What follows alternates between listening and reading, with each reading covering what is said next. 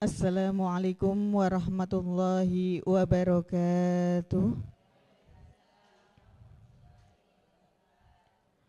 A'udzu billahi minasy syaithanir rajim.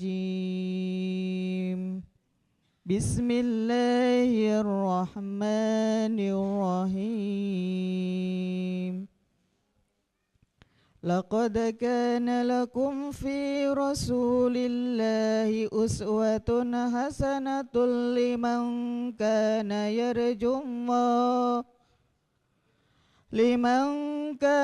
yarjullaha wal yawmal akhir wa dzakarallaha katsira. Walamma ra'al mu'minuna al-ahzaba qalu hadza ma wa'adana Allahu wa rasuluhu wa sadaqallahu wa rasuluhu wa ma radahum illa imanan wa taslima. Sadaqallahul azim. Bismillahirrahmanirrahim. Assalamualaikum warahmatullahi wabarakatuh. Bismillahi walhamdulillah wassalatu wassalamu ala rasulillah wala haula wala quwata illa billah amma ba'du.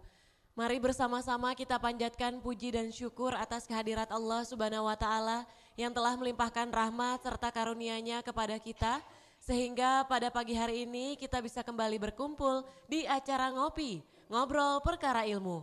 Ngopi yuk. Pemirsa Sinpo TV dimanapun berada, pagi ini sudah ada bersama dengan Bapak Ustadz Ahmad Haris Riswanto. Assalamualaikum Pak Ustadz. Waalaikumsalam warahmatullahi wabarakatuh. Kabarnya gimana Pak Ustadz? Alhamdulillah sehat, baik. Alhamdulillah sehat. Semoga kesehatan ini juga bisa dirasakan oleh pemirsa Sinpo TV dimanapun berada. Nah pemirsa, untuk topik ngopi kita pada pagi hari ini yaitu terkait dengan adab makan minum Rasulullah.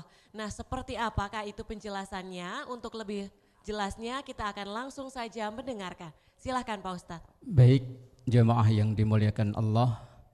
Assalamualaikum warahmatullahi wabarakatuh. Bismillah walhamdulillah. Wassalatu wassalamu ala rasulillah Sayyidina wa maulana Muhammad bin Abdillah wa ala alihi wa ashabihi wa man tabi'a rusydah amma ba'dah. Jamaah yang berbahagia dan juga pemirsa Sinpo TV dimanapun berada, semoga kebaikan selalu dikaruniakan oleh Allah kepada kita semuanya, amin ya rabbal alamin. Pagi yang berbahagia ini kita akan berbicara tentang keseharian kita yang mencoba berusaha untuk meniru Rasulullah Sallallahu Alaihi Wasallam. Karena memang Rasulullah itu adalah panutan uswah kita. Dalam ayat yang dibacakan oleh qari'ah kita tadi, laqad kana lakum fi Rasulillahi uswatun hasanah. Bahwa dalam diri Rasulullah Sallallahu Alaihi Wasallam itu ada contoh yang terbaik. Baik itu dalam keseharian Rasulullah dari hal-hal yang paling ringan sampai hal-hal yang dinilai besar buat kita. Termasuk yang sehari-hari kita lakukan adalah makan dan minum. Bagaimana Rasulullah mencontohkan kepada kita umat Islam etika atau adabnya ketika makan dan minum. Yang pertama, ketika Rasulullah mau makan, cuci tangan. Karena memang cuci tangan ini termasuk bagian dari kebersihan, sementara kebersihan itu at-tahuru syatrul iman. Kebersihan itu bagian dari iman. Kemudian setelah itu beliau gak lupa untuk selalu mengucap atau menyebut nama Allah. Dalam hadis yang diriwayatkan oleh Imam Bukhari Muslim atau muttafaq alaih, ada dalam kitab Riyadhus Shalihin, sammillaha wa qul biyaminika wa qul mimma yalika. Hadisnya pendek, cuman ada 3 ajaran Rasulullah. Yang pertama ketika akan makan, sammillah, nyebutlah nama Allah. Kalau guru-guru kita menyebut nama Allah ya Bismillahirrahmanirrahim. Kalau saudara kita yang lain hanya cukup mengucap Bismillah tanpa menambahkan lafadz Ar-Rahman dan Ar-Rahim. Sementara guru-guru kita mulai dari kita kecil dulu udah diajarkan Allahumma barik lana dan seterusnya. Dan itu merupakan salah satu doa yang paling makbul yaitu ini. Langsung dikabul, begitu selesai doa langsung. Nah, kalau doa yang lain kan kadang nunggu lama kan. Kemudian dalam hadis tersebut termasuk tuntunan Rasulullah ketika makan wakul biyaminika, makanlah dengan tangan. Ini kadang kita kalau makan cuma pakai tangan kanan nggak puas, kanan kiri. Coba kalau ibu makan gorengan, cabenya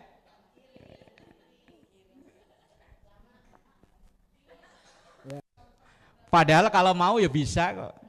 Ini cabenya sini, cuman agak repot memang. Enaknya ya. Ibu kalau makan pisang, pakai tangan kanan atau tangan kiri? Yang benar. Lah ngambil pisang, taruh tangan kiri, bukanya begini. Langsung, apa lang pindahin dulu ke kanan? Iya. Idealnya memang pindahin, prakteknya coba.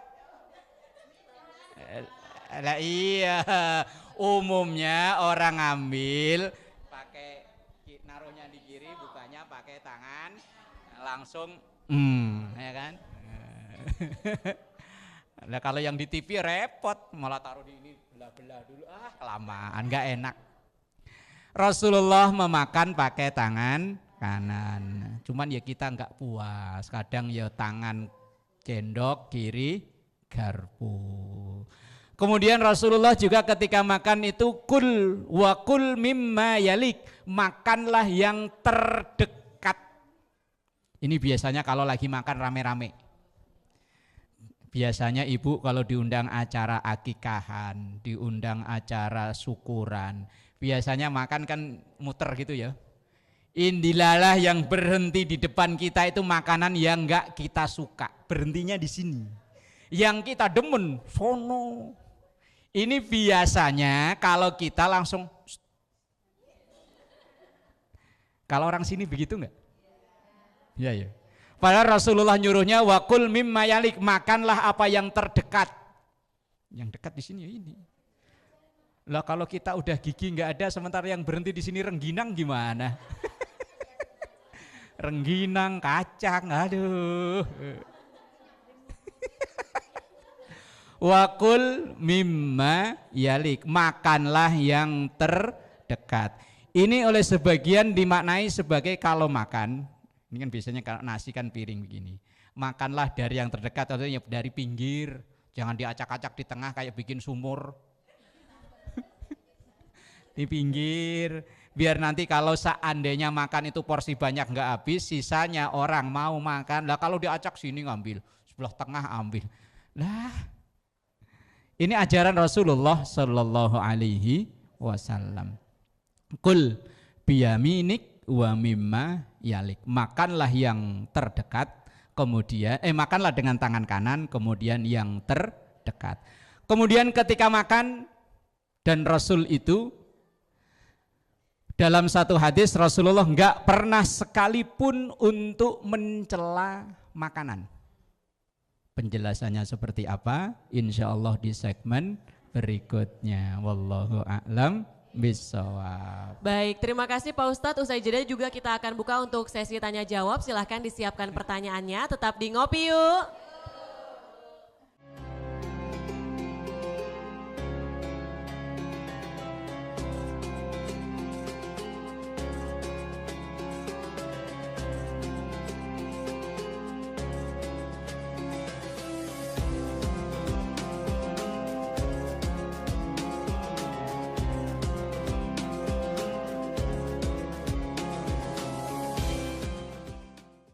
Alhamdulillahirrabbilalamin, kita masih dalam acara Ngopi, ngobrol perkara ilmu. Ngopi yuk. Untuk mengawali segmen 2 kali ini akan terlebih dahulu dibuka untuk sesi tanya jawab. Untuk 2 orang penanya silahkan sebutkan nama dan juga pertanyaannya.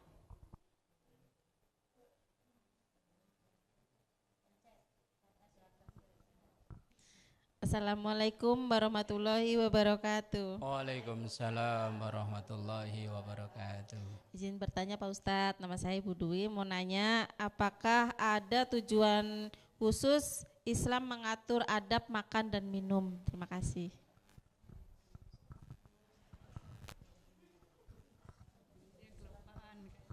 Assalamualaikum warahmatullahi wabarakatuh. Waalaikumsalam warahmatullahi wabarakatuh. Nama saya Ibu Imas dari Masjid Al-Muhajirin. Mohon bertanya Pak Ustadz, bagaimana prinsip dasar makan minum dalam Islam? Mohon penjelasannya, terima kasih. Wassalamualaikum warahmatullahi wabarakatuh. Waalaikumsalam warahmatullahi wabarakatuh. 2 pertanyaan Pak Ustadz. Yang pertama, apakah tujuan khusus dalam Islam yang mengatur adab makan dan minum? Kemudian pertanyaan kedua, bagaimana prinsip dasar makan minum dalam Islam? Silahkan. Baik, jamaah yang dimuliakan Allah dan juga pemirsa Sinpo TV. Dari setiap aturan atau syariat yang ada dalam Islam, salah satu tujuannya adalah lil maslahah. Maslahah itu artinya untuk kebaikan. Kalau dalam hal ini yaitu syariat atau contoh makan dan minum dari Rasulullah, tentu ada tujuan kebaikan yang ingin dicapai dari aturan syariat tersebut. Tentu kebaikan dari sisi kesehatan karena makan hubungannya dengan kesehatan. Misalnya Rasulullah sallallahu alaihi wasallam Rasulullah sallallahu alaihi wasallam ayyatanaffas fil ina'i aw yanfakhu fihi. Rasulullah itu melarang untuk meniup minuman dan juga makanan. Tapi larangan yang lebih keras adalah minuman. Padahal enaknya kalau kita pagi-pagi habis sholat subuh sambil nonton TV atau apa nyalain, bikin teh yang panas, kan enaknya pakai tatakan begini ya. Kemudian kita tuang di situ, sebelum diminum ditiup dikit-dikit. Sedep seruput. Nah, gitu sambil nonton Sinpo TV. Nah, bikin teh diseruput dikit susrut. Oh, enak kayaknya ya. Tapi ternyata Rasulullah melarang itu gimana? Ya kita tunggu agak anget-anget sehingga mulut kita kuat baru kita minum. Tentu ini ada tujuan khusus. Yang dulu sahabat hanya sami'na wa ata'na, saya dengar dan saya taati. Lah kesini akan diteliti, ternyata apa yang keluar dari mulut kita ini, dari sistem pernapasan kita ini mengandung zat karbon dioksida yang itu sangat berbahaya untuk tubuh kita. Jadi setiap ada perintah, setiap ada larangan itu ada tujuan lil maslahah, untuk mendatangkan maslahah dan untuk menolak mafsadah. Mafsadah itu artinya penyakit, hal-hal yang merugikan. Nah, termasuk yang keluar dari sistem pernapasan kita itu ada penyakit, ada mafsadah, maka jangan dilakukan. Misalnya ada keterangan bahwa Rasulullah itu ketika makan enggak terlalu kenyang. Lah kita asal belum gelegeen, tahu gelegeen Bu? Yang belum berhenti. Apalagi kalau nasinya pulen, lauknya cocok, lalapannya cocok, minumnya asal belum berhenti. Ternyata ketika perut kita ini hanya penuh dengan makanan, sementara ruang rongga udara enggak kebagian, akan menimbulkan hal yang tidak nyaman. Kita kalau kekenyangan enggak nyaman ya. Ngapa-ngapain ya abot. Kalau itu keterusan ya lama-lama jadi penyakit. Maka setiap perintah itu mengandung maslahah, setiap larangan itu mengandung mafsadah. Maslahah itu artinya kebaikan, mafsadah itu artinya keburukan. Jadi itu. Yang kedua, apa tadi? Prinsip makan, prinsip dasar. Setiap kita dalam berkonsumsi, prinsip dasar itu ada 3. Halalan, thayyiban wala tusrifu. 3 itu prinsipnya. Yang pertama prinsipnya yang kita makan itu halal dulu. Halal dari sisi dzatiyahnya, memang bendanya ini halal, barangnya ini halal. Atau linailiyah, cara memperolehnya yang halal. Kalau dzatiyahnya haram, mau diapain ya tetap haram. Umpama daging babi umpama. Haram, ini walaupun nyembelihnya dibacain Yasin 70 kali. Dibacain Bismillahirrahmanirrahim 1150 kali, ini daging babi nggak bakalan berubah, hukumnya tetap karena zatiyahnya yang haram. Kalau nailiyah cara memperolehnya, aslinya ini barang halal, tapi karena hasil nyopet, nyolong, maka ini berubah menjadi haram. Lah, prinsip kita yang pertama halal dulu. Setelah halal, thayyiban, baik. Makanan baik itu enggak semua kita sama loh. Buat saya baik, buat ibu-ibu belum tentu. Atau sebaliknya, buat ibu-ibu baik belum tentu buat saya. Mungkin ibu-ibu diantara ada yang kalau makan kalau enggak ada sambal enggak enak. Enggak nikmat lah pokoknya ya. Bagi saya kebalikannya, kalau ada sambal malah enggak enak. Enggak jadi, begitu makan kok ada sambalnya, minggir. Thayyiban itu artinya baik buat tubuh kita. Ada orang udang, enak ya udang ya. Tapi bagi orang tertentu yang alergi, ya jangan dimakan. Ini prinsip thayyiban. Jeroan, bagi saya enak. Daripada daging aslinya enakan jeroan. Agak ada pahit-pahit dikit, enak. Tapi bagi orang yang punya penyakit asam urat, asam aurat, asam aurat, jangan, itu tidak thayyiban. Halal sih, tapi tidak thayyiban. Prinsip yang ketiga, wala tusrifu, jangan berlebihan, walaupun halal. Halal ya, daging ayam halal ya, halal. Thayyiban, kita makan nggak ada efek apa-apa. Tapi wala tusrifu, jangan berlebihan. 3 ekor dimakan sendirian. Itu namanya tusrifu, berlebihan. Konon orang bilang katanya air bening, kalau air putih mah susu, air bening. Air bening itu katanya nggak ada efeknya, katanya halal, thayyiban. Tapi kalau tusrifu, berlebihan, seteko diminum sendiri, ya kembung, belending.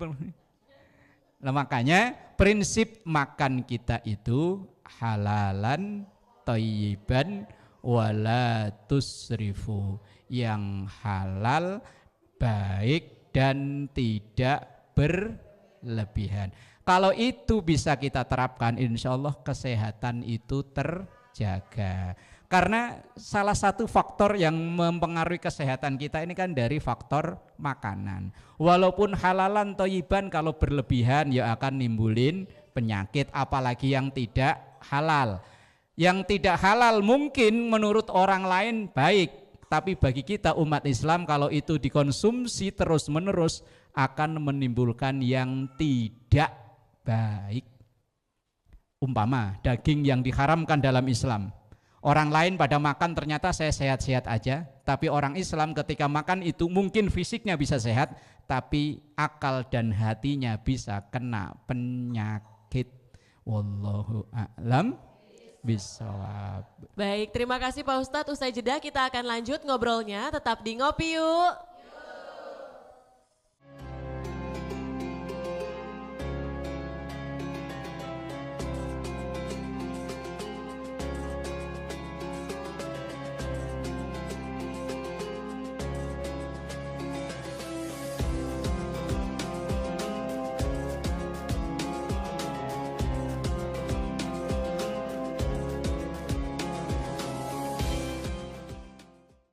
Pemirsa Sinpo TV dimanapun berada, kita masih dalam acara Ngopi, Ngobrol Perkara Ilmu bersama Bapak Ustadz Ahmad Haris Riswanto.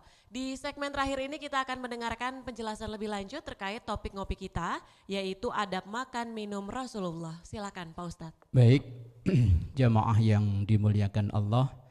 Tadi di segmen pertama ada yang belum tuntas penjelasan saya bahwa Rasulullah itu tidak pernah mencela makanan yang disuguhkan kepada beliau. Ada riwayat dari sahabat Abu Hurairah radhiyallahu anhu, seorang sahabat yang sangat dekat dengan Rasulullah, sehingga Abu Hurairah ini termasuk orang yang terbanyak meriwayatkan hadis. Apa kata Abu Hurairah? Ma'aba Rasulullah sallallahu alaihi wasallam ta'aman qattun inishtahahu akalahu wa in karohahu tarakahu, muttafaqun alaih. Hadis disepakati oleh dua pakar hadis, Bukhari, Muslim. Hampir dipastikan jaminannya ini hadis sahih. Kesaksian dari Abu Hurairah begini, ma'aba Rasulullah sallallahu alaihi wasallam ta'aman qattun, sama sekali Rasulullah itu tidak pernah mencela makanan. Inishtahahu, kalau memang beliau selera, akalahu, maka beliau makan. Wa in karohahu, tapi kalau beliau enggak selera, tarokahu, maka beliau enggak makan. Ini kadang kita enggak, dicaci dari A sampai Z habis-habis juga. Pulang selamatan, begitu buka besek yang di biasanya kan pakai jari digini-giniin ya, nasinya perah. Satu, pindah ke acar, acarnya udah kayak lengket-lengket. Dua, mie digini-giniin, ya Allah mie-nya begini amat ya. Telur, ya Allah telurnya seperapat. Ini dari A sampai Z dicaci semua, tapi sambil dimakan lama-lama. Kelakuan orang mana model begini nih? Kelakuan orang mana? Biasanya orang Kudungan apa orang Pecian yang begini nih? Makanan dicaci tapi habis. Rasulullah sekalipun enggak pernah mencaci makanan. Kalau memang beliau mau selera ya dimakan, kalau enggak ya diam. Seperti kasus misalnya ketika Rasulullah disuguhin daging dzab. Dzab itu dulu kira saya itu biawak, ternyata bukan. Karena kalau ngelihat di kamus gambarnya persis dengan biawak. Tapi begitu sekarang di dunia modern udah banyak di media sosial kita cari dzab, ternyata bukan. Dzab itu semisal kayak biawak itu tadi, tapi makannya daun-daunan dan jadi hewan peliharaan di Jazirah Arab. Ketika Rasulullah berkunjung ke satu daerah, beliau disuguhi daging dzab itu tadi, beliau ngelihat para sahabat pada makan, cuman beliau enggak ngambil, tapi beliau juga enggak ngelarang. Ketika ditanya, ya Rasul, apakah engkau enggak berselera? Enggak, tapi silahkan makan, karena di kampung saya, di tempat tinggal saya di Makkah dan Madinah enggak makan ini. Ini menunjukkan bahwa dzab ini halal, tapi Rasulullah enggak selera. Beliau enggak mencaci, wah ini makanan apaan enggak enak, enggak. Kalau memang selera dimakan, kalau enggak selera yo diam. Jangan kayak orang sono ya, yang dicaci habis tapi juga habis. Apalagi kita disuguhin bertamu ke rumah orang. Wis kalau doyan dimakan, enggak doyan yo udah. Ini udah disuguhin tinggal makan aja kok yo, banyakan komen. Wallahu a'lam bishawab. Terima kasih Pak Ustadz, semoga topik ngopi kita pada pagi hari ini terkait adab makan minum Rasulullah ini bisa bermanfaat bagi seluruh pemirsa Sinpo TV dimanapun berada. Akhir kata saya Tiara Dianti mewakili kerabat kerja yang bertugas, pamit undur diri, terima kasih. Wassalamualaikum warahmatullahi wabarakatuh. Nastaghfirullahaladzim laqal ma'bud ya dzal jalali wal ikram. Bismillahirrahmanirrahim. Alhamdulillahi rabbil alamin. Allahumma salli ala sayyidina Muhammad wa ala ali sayyidina Muhammad. Rabbana taqabbal minna innaka antas samiul alim wa tub alaina innaka antat tawwabur rahim. Rabbana atina fid dunya hasanah wa fil akhirati hasanah wa qina adzabannar. Walhamdulillahi rabbil alamin. Wassalamu alaikum warahmatullahi wabarakatuh. Astaghfirullah Rabbal baraya. Astaghfirullah